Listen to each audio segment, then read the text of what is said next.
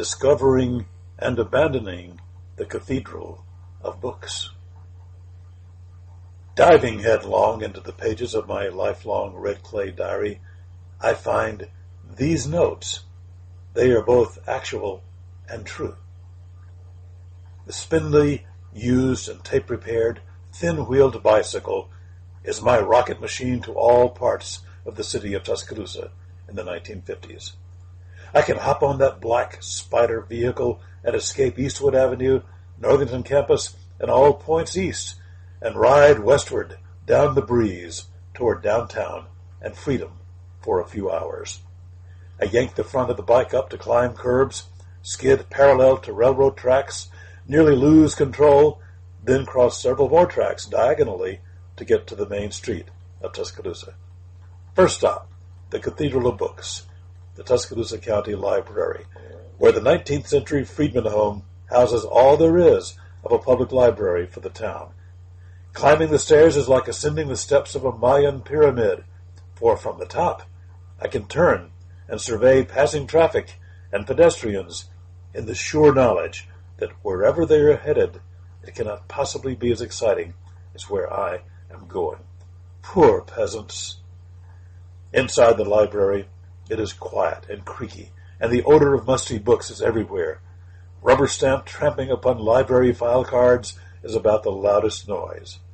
I can spend all the time I want, running my fingers over the spine titles, trying ever so hard to decide what I can actually read by book return time.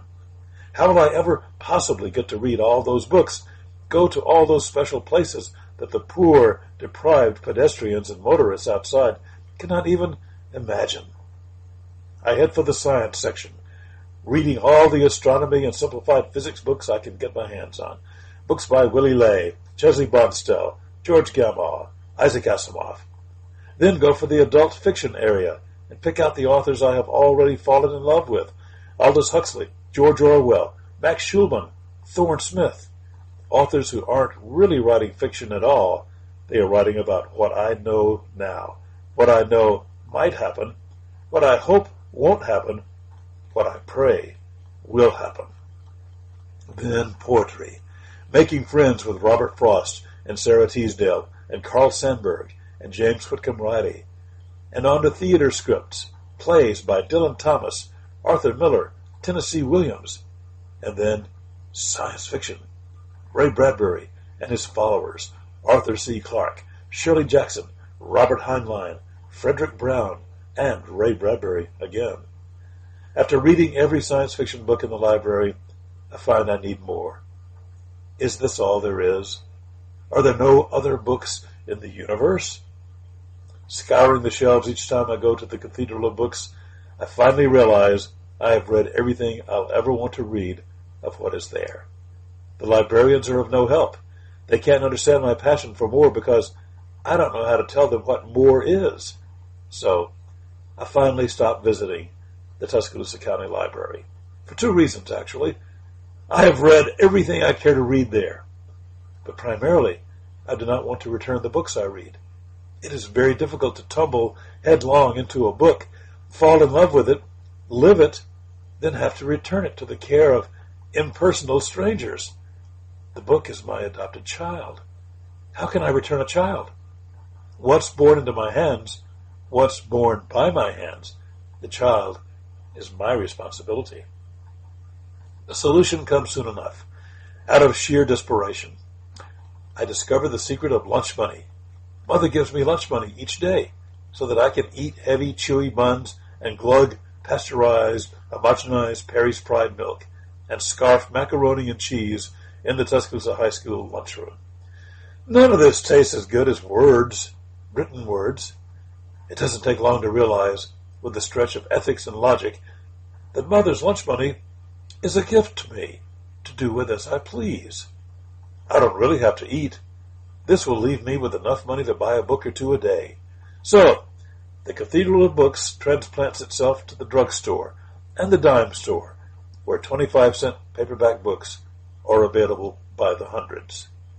At Parkview Drugs in the Parkview Shopping Center across the street from school, I walk my fingers through the racks of randomly unarranged paperback books, some costing as much as 35 cents, and select the day's readings. To heck with milk and bread.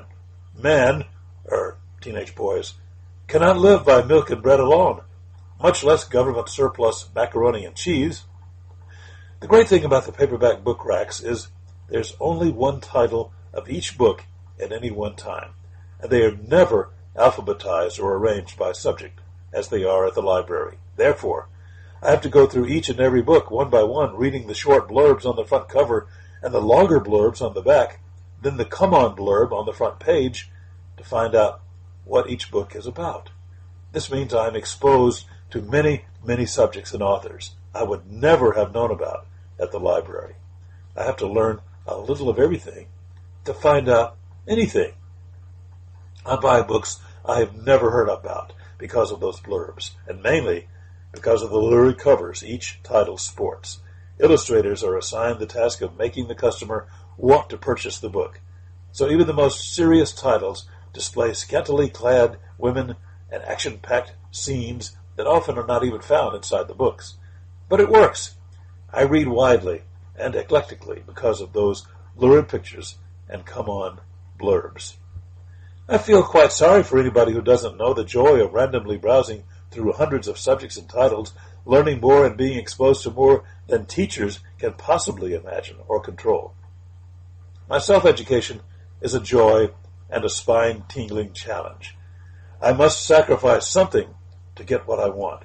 Lunch, for instance, when I have to pedal all the way downtown on a spindly second-hand bicycle to grab that new book off the rack and rush my quarter to the checkout counter before anybody else can snatch it ahead of me. Drugstores also have enormous magazine racks that display every kind of subject. Scientific American sits next to the Saturday Evening Post, and Good Housekeeping. Mad Magazine can be picked up along with Sky and Telescope and Popular Mechanics. I even read the self-grooming ads. I give up my air tonic money and my acne medicine money for more and better books, which might explain why studious kids like me are always depicted as being pimply, bespectacled, and unkempt.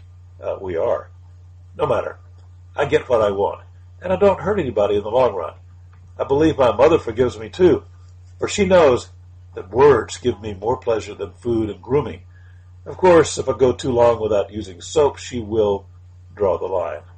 To this day, every time I pass through a small town and see an old Victorian house that's been converted into a library or a bookstore, I have to stop in to see what's what. Each time one of those little towns has an old drugstore, I go in to explore what's left of the paperback books and magazines. And I still find, now and then, something well worth reading that I do not know exists until just this moment, waiting on the rack for me and me alone.